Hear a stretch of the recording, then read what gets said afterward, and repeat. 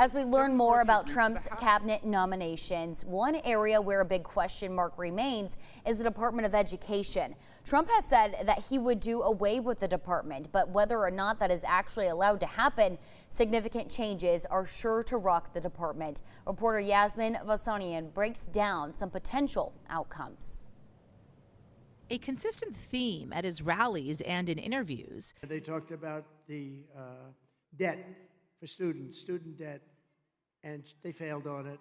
President-elect Trump railing against President Biden for his plan to wipe out up to $20,000 in federal student loan debt per person, a move the White House said could have impacted 1 in every 6 adults, who collectively have $1.6 trillion in debt.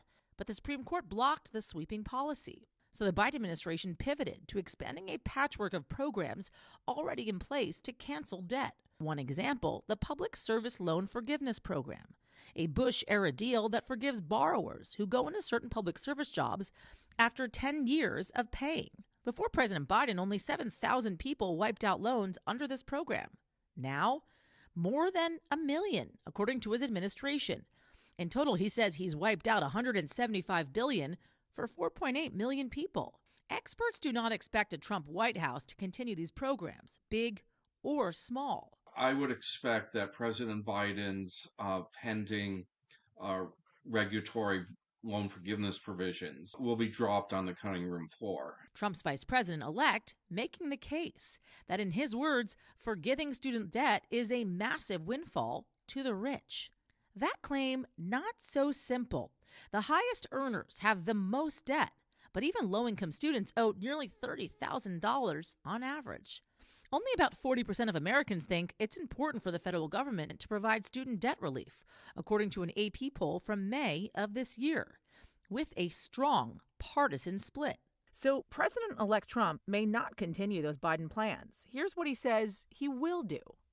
He's called for ending the entire Department of Education, as college campuses and even K-12 schools have become flashpoints in the nation's culture wars. Department of Education, you say, what the hell do all these people do? The department does not tell schools what to teach, but it provides funding for schools, oversees safety, and makes sure civil and disability rights laws are followed. Many Republicans argue the department's an example of government bloat and infringes on states' rights.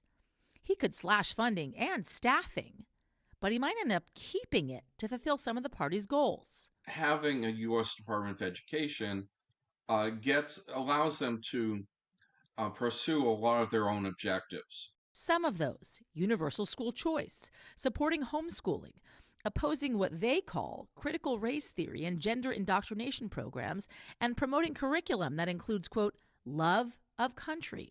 The Trump transition team telling us in part that voters gave him a, quote, mandate to implement the promises he made on the campaign trail. He will deliver. Not all Republicans, but some have been calling for getting rid of the U.S. Department of Education for years and years. It's never happened.